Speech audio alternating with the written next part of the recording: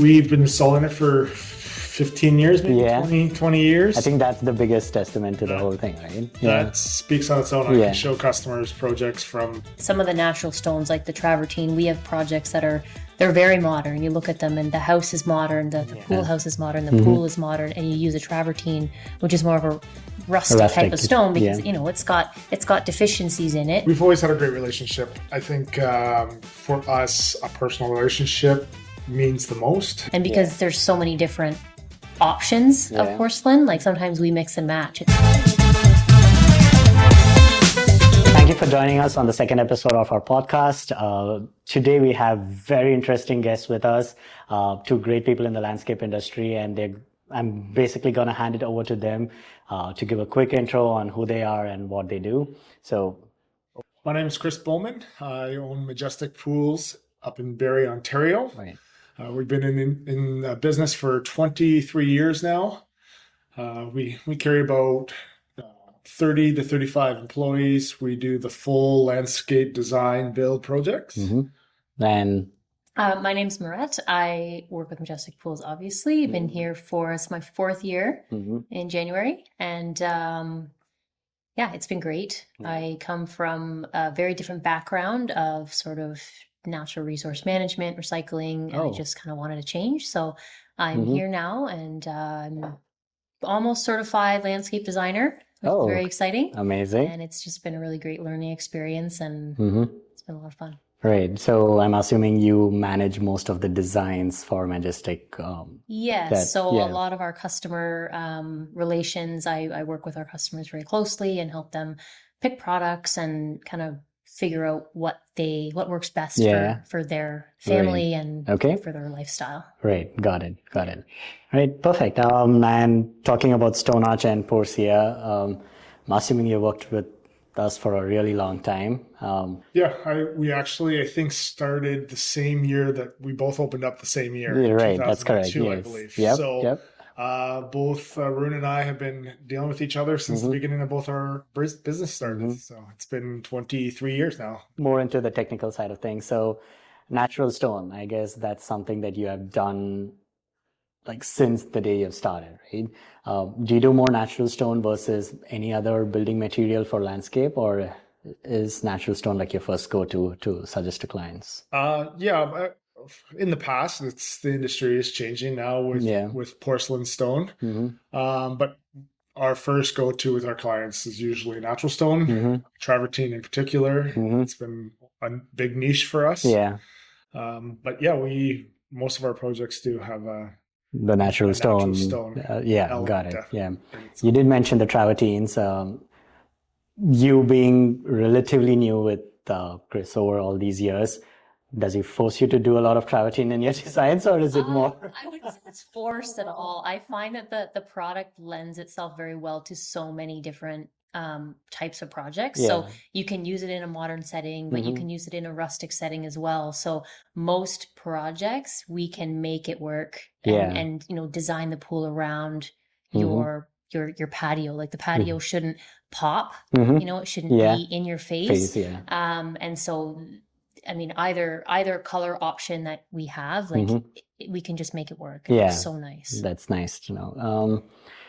So talking about the travertines, people do tend to shy away from it. I've heard so many people call it like it's an interior stone. I don't trust it outside. I know that's been like the biggest question you guys get asked as well, right? How do you work around that? We've been selling it for 15 years, maybe 20 years. I think that's the biggest testament to the whole thing, right? That speaks on its own. I can show customers projects from 10, 15, 20 years ago, and they can see the product still on the ground, still looking great. Have you used travertines apart from what we have supplied? Like in general, have you used other travertines, or has the Stone Arch travertines been your go-to? The Stone Arch travertines again. So you have not really used any other travertine as a side-by-side to see if travertines in general are softer and the Stone Arch ones are much denser? Has that ever been? No. No? Right. No. Yeah. No, that's good. Like, I'm happy. I think that makes the most sense. We do our tests on all these stones before we bring it in. These two are by far the densest in the world. So you're seeing people like the grays flurries, I think the gray is still in. Like Yeah. it sort of comes and goes, and I feel like the beiges are going to start coming in a little bit more this year and in the next couple years. Yeah. But it's just like fashion and Yeah. everything, Trends right? Like change, right? your trends change. Mhm. And one of the things that I was recently reading about is trends aren't necessarily trends in just for a very short time. They take a few years to come in. They take a few years for people to go, oh yeah, that's really awesome, and then they take a few years to fade out. So your trend is more of a moving target. It's hard to hard to just pinpoint. But you also get customers are so individual and unique. So you're going to get customers who will never like this. Yeah. Right. And doesn't matter what the trend is, they're not going to like this. Got it. So to be able to offer two different kinds, you're always going to be able to meet that customer's demands no matter what that customer likes. Right. Makes a lot of sense. And yeah, like, yes, travertines, apart from the travertines in our lineup, I'm sure you guys have designed with and worked on a lot of the other stones. Could you mention a few that you worked on, just so I can get We've done lots of Silver Valley. Okay. We do a lot of black for border stones, feature stones, feature walls, stuff like that, to pop, copings. Yep. Yeah, I mean, we've done there's so many options. So many options. Yeah, I know. I get it. Yeah. We've used quite a few on, I think in this gray, we've used quite a few, but I feel now porcelain kind of matches that, fills that spot. Yeah. So in the past, we've definitely used Indus gray as more of that modern, clean look. Got it. So when you use the black, do you seal the stone at all? Or is it more, you let it? It depends on the application. If it's around a pool, we try not to seal it as much. Just keep away from the slippery side of sealing. Yeah. If it's feature wall, then you seal it. Okay. To give it the pop. But again, because we've heard, like, and we also advise the clients, right? The black will fade with time. Is that something you let them know beforehand? Right? Yeah, and they usually make the choice. Some customers don't want that shiny look. They want that more matted, muted look. And if it fades, that's just part of it being natural stone, and they're fine with that. Right. So I feel like most of the time the patios don't get sealed because it's more of a natural look that they're going for. Right. But yeah, the feature walls here and there, I would say. So I'm noticing this trend then, like if you say Silver Valley and the gray mix, I'm guessing up north, I guess that's predominantly where you guys focus your projects on, right? Which is the zone that you guys cover mostly? Simcoe County, Skoka, over to Collingwood. Yeah. So the cottage country mostly, right? So they prefer a more rustic sort of a look for most of their homes rather than the clean ones.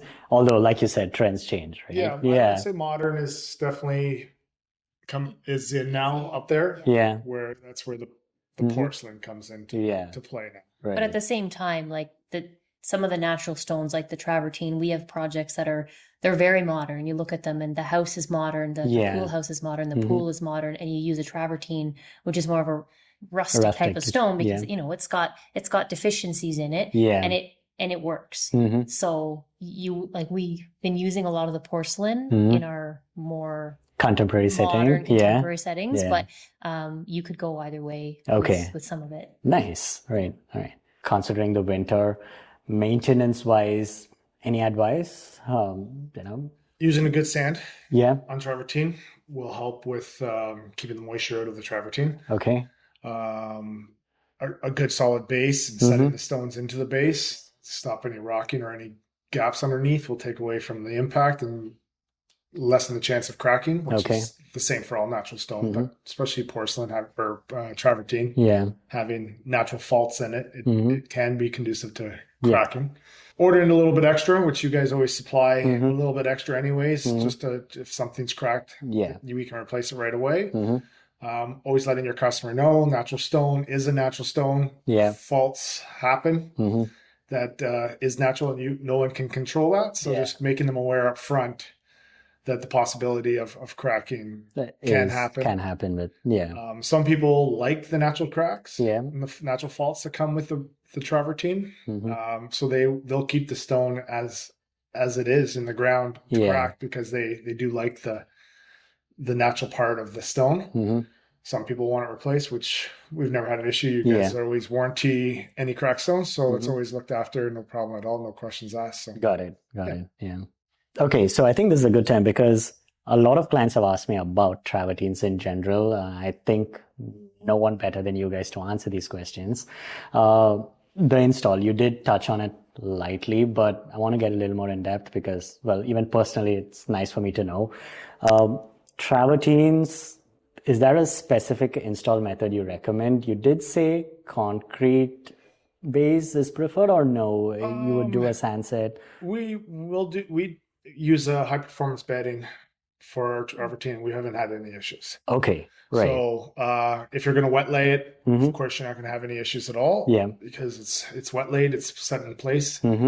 But a dry lay, we've had no problems with that too. Perfect. So, all right, that's amazing. Yeah. And the joints now, is it more poly sand, more epoxy grouts? Like, no. Well, if it's wet lay, it'll be an epoxy grout. But if it's a dry lay, we use a really good poly sand. Don't cut corners on that. Okay, and they'll fill the calcite pockets in the stone, and it'll fill the cracks. Okay, so you put the poly sand throughout the entire thing. Like you don't focus it more just on the joints. No, you sand the whole thing. Okay. So all the pockets fill. Got it. So that moisture doesn't sit in those pockets and then freeze in the winter. Smart, right. And then do you top it off with a sealant, or is it more? No. No. Sealed porcelain or travertine. Yeah. Well, I'm guessing you advise your clients that naturally it ages with time, and that's the beauty of the material, right? Yeah. And we tell them to resand every usually 5 years, 5 years, depending on their use of the area, because it will eventually erode away. It's part of what it is. Right. So as long as they're keeping up with that, they really shouldn't have any Got issues. it. And say if it is a wet lay, you have done a wet lay with the travertines, yes? Yeah. So then wet lay, cement mortar, how are you gluing it down? We use a mortar. Yeah, okay, and the joints will be epoxy grouts. Yeah. So for that, then the holes don't need to be filled in? So again, the calcite pockets I'd fill in with the grout. Oh, okay, right. Just so when it doesn't get wet, and then it freezes in the winter and then it expands and the cracks get bigger and bigger, which some people like, but it can be a tripping hazard too to think about. So for safety reasons, just to keep And in terms of grout, I'm assuming you match it to the closest. So by now, for 2 stones, you would know which grout you pick and which poly sand you pick to match. Could you shed some light on that so we can also use that to advise clients? We just try to pick a grout or a light gray sand that's going to match, because overall it turns pretty white, the stone. The overall look of the patio with a lot of marbling in it. So we go with a very light sand and we go with a very light epoxy. So when it's grouted and the joints blend in, they don't look like they're... Right. Got it. So I'm assuming, at the end of the day, it being natural stone and all the issues that, it can come through. Again, it's going to talk a lot also about what we do, but I'm assuming a good supplier and a partner is, essential through this whole process. Of course. Yeah, you guys have always backed your product. There are no issues with travertine. And if anything, it's looked after. Right, got it. And quickly, which is awesome. I know sometimes we're a bit last minute. Our guys on the site don't always understand that sometimes things take time, but you guys have been awesome. Like just being able to, I pick up the phone, I give you guys a call, it's ready in an hour. And you just have a truck over to get it, right? We try to be a little bit ahead, but sometimes things happen on site. And you guys are really understanding of that. Amazing. So, right. Okay, perfect. So that's really great that we spoke so much about stone, travertines, and everything you guys do with the product. But you did mention trends change, and we see that pretty significantly, and that's why Porcia exists, right? So let me take your thoughts on Porcia in general, right? How has Porcia been for you? Have you heard clients asking, or is it more from your end doing the pushing? How does it work?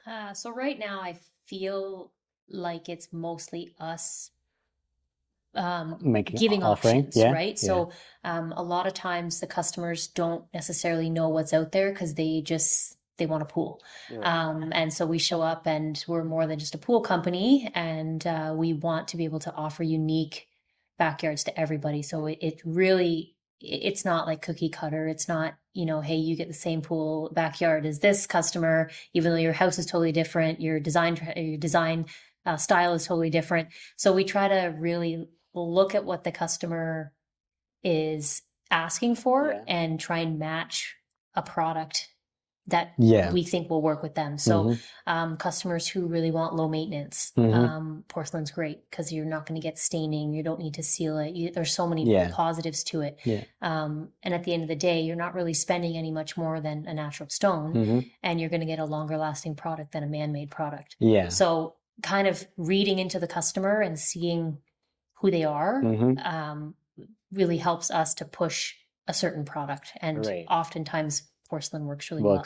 And because there's so many different options of porcelain, like sometimes we mix and match. It's not the same product. So you can have a sort of the wood look, for example, designed into like a really cool like niche space, and then everything else is kind of muted around it, so it makes that area pop. And so it's I find that it's very versatile, and I think for you guys especially, because your clientele will revolve around asking for natural stone or asking for a budget. You would have both sorts of a clientele, right?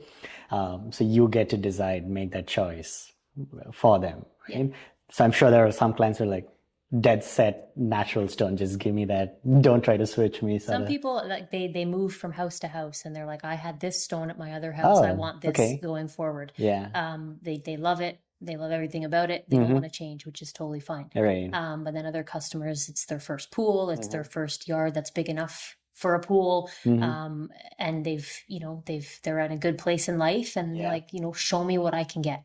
And so that's where we come in, and we can have he's got how many years of experience in the, and he can say, hey, this is really great for your project, and gives the customer sort of peace of mind that you've got so much experience, just tell me what to do. Sometimes it's overwhelming. Sometimes, right? I get it. Yeah. So with Porcia, you have worked on quite a bit of projects, I'm assuming, right? Yes, it's definitely increased the porcelain market, I would say. Reasons, I can't tell you why. And I feel like Instagram and Pinterest have a lot to do with it. I guess I was doing a lot of the marketing too. So they see it and I want that. Right? And okay, well, we can make that happen. Nice. Right. Any issues with Porcia you have or challenges that you've faced in terms of more convincing the client rather than them, not like when they come and ask you, I want Porcia, right? But when you suggest Porcia, any uphill battles you've had to fight to convince them for the fact? A lot of times they're coming from wanting natural stone. And you're offering them something different than a natural stone. So you have to explain the benefits. They're always at first a little concerned because they want natural stone tag on it. But I think once they realize that it looks, feels exact same as natural stone, but you get the benefits of no staining, it's a lot sronger, it's not going to have any fault lines in it, so the cracking in the future is going to be a lot less. There are a lot more benefits to it. Salt. So for pools, you get the benefit of salt's not going to eat the porcelain, where salt will eventually erode natural stone. So that's a big benefit around. So I'm glad you brought that up. So you said for pools, right? Have you, apart from pool surrounds, have you done it anywhere else in a pool? Like, have you put it inside a pool? Have you done it more for copings? Like, we did 2 pools last year that were inside. Either they were the waterline tile, or they were fully inside. Amazing. And so that was our first time doing that. And we had reached out to to you guys and asked all the questions because our customers were very concerned, and that's part of it. It's new, it's different, right? So there's a lot of concern. Oh, will this work? Am I going to have to drain my pool? This is going to be a major headache later on. And you know, you guys were great in providing that information. So that project will kind of come to fruition this year, and we'll be able to kind of see how it works and see what it looks like in the water. Which would be really cool. We used it for driveways. So which one was the one that you put on inside the pool? Do you recollect? Seashell. Oh, beautiful. I want to say. I think it was the seashell. Okay. They had two different colors, and I can't remember which one went inside the pool. So it's going to be more paving, coping, just blending into the pool like one seamless. So it's an indoor pool. Yeah. So the walls, about 2 tiles up, the floor, and then into the coping, and then into the pool. Got it. So the whole thing is porcelain. It's just 2 different shades of sort of that. Got it. That shades. And well, glad you said seashell, because that is technically a travertine duplication, right? It's like somehow you guys are gravitating even in the it finds you, right? Yeah, which is really nice. Yeah. Like with the driveway too, we did a porcelain driveway. Okay. And that's something that, you know, for us it's sort of a test too, because it's newer product.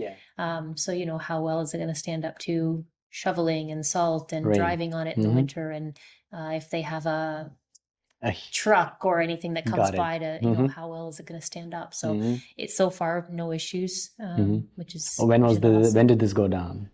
2 years ago. September. 2 years? Was it last year? I think it was last year. Yeah. Okay. At the end of the year last year. Okay, so it's almost seen 2 winters. Oh, this is like the first winter it's going through. Any feedbacks yet, or usually no news is good news. Yeah, I was just gonna say that, right? Yeah. Okay. So right, and we were talking about Porcia for pools, inside pools, and everything in that regard. So what do you think sets Porcia apart from every other porcelain tile company that's there in the market? A big thing now, when porcelain first started coming out, they didn't really offer a coping, so you were matching your porcelain patio to a natural stone coping, which was nice, but it wasn't a perfect seamless patio. Now Porcia offers an L-shaped coping, which works in a lot of applications, so you do get that very seamless look with your patios now. Actually, talking about that, I do have an L coping sample, so I'm assuming you're talking about this guy right here, right? Yeah, the L shape, so now it works perfectly. So your patio can come up. Yeah. You have the face for your pool or your garden beds. Yeah. You have your nice finished face. Yeah. Did you get any feedback on this? Like, if you have anything to say about it. I know we introduced it. It's been doing really well in the market for us as well. Any thoughts, any suggestions that you have for us regarding the L coping in particular, how we can do it differently or a little better? The L-shape works for a lot of applications. It doesn't work for every application. So if you're doing a vinyl pool, the L-shape goes down over top of the liner track, so it doesn't work. Right. So offering a 2 cm or 3 cm faced coping would definitely fix that. Okay. To give that seamless look, to get people away from having to pick a different color coping around a vinyl pool. Yeah. So it's mainly to get that seamless look throughout, right? And as opposed to having the client to choose a natural stone that is almost there but not there, right? Yeah, and I think a lot of people don't want that almost there look, right? Like everything is very, like you said, seamless. That's kind of like the buzzword, I guess. Everybody wants it to match from patio to coping, from coping to garden bed, coping. Everything needs to kind of be the same or complementary in a certain way. And there's, I we've talked about this before, that some people will look at what the matching option is for your porcelain and end up just going back to natural stone for the whole project. For the whole project, because it matches better. It's the look they're going for. Got it. Versus trying to get as close as you can. Right. Yeah. And that definitely ties back to us as suppliers. So your thoughts on, not just for stone or Porcia, but in general, a good supplier, and hopefully you have good things to say, but on how that reflects against us. We've always had a great relationship. I think for us, a personal relationship means the most. You know, we're still the handshake is always very important. So we've always been able to call you guys up. We've gone on friendship dinners, and you know, it reaches far beyond just a working relationship with you guys. Yeah. You become friends more than a supplier, which I think is very important, and it's lost in a lot of industry nowadays. So it's nice that we can have that with you guys. Yeah. You always back your product, which is very important. You're always price sensitive. You're always willing to work with us, which is important in this day and age because everything is so competitive. For our sake, when we're trying to sell a product too, we need that at times. And you just back your product. You always have supply. Yeah. There's never a shortage of supply, which definitely makes a difference because every customer wants exactly everything today, right? So when you have everything in stock all the time in large amounts, we can provide to our customers a great service too. So it complements our industry. All right. So final thoughts to close everything off. Across your years of design and, you know, everything that you do, any thoughts, any final thoughts, any suggestions to new people out there who are trying to, you know, make their way into the landscape industry? Yeah. Well, it's a great place to start working with you guys. You're going to offer advice. You're going to be able to help them get through. I know we've helped new people, new installers through you guys. So you guys do reach out. You try to create a welcoming community. Make it not so scary for new people starting up, which is very impressive because a lot of people aren't going to do that. You know, you've always been there to help us. We have a lot of really good employees. I think we're around 30, 35, like we said before, but so do you guys. And I think that aligns our two businesses, knowing that, you know, we care in our employees, but you can see that you guys care about your employees also. So we do align very well with our business models. We're high end, you guys are high end. So that also works well as a partnership for what we need and our customers need. Right. Yeah. So good supply relations, I would say. That's one.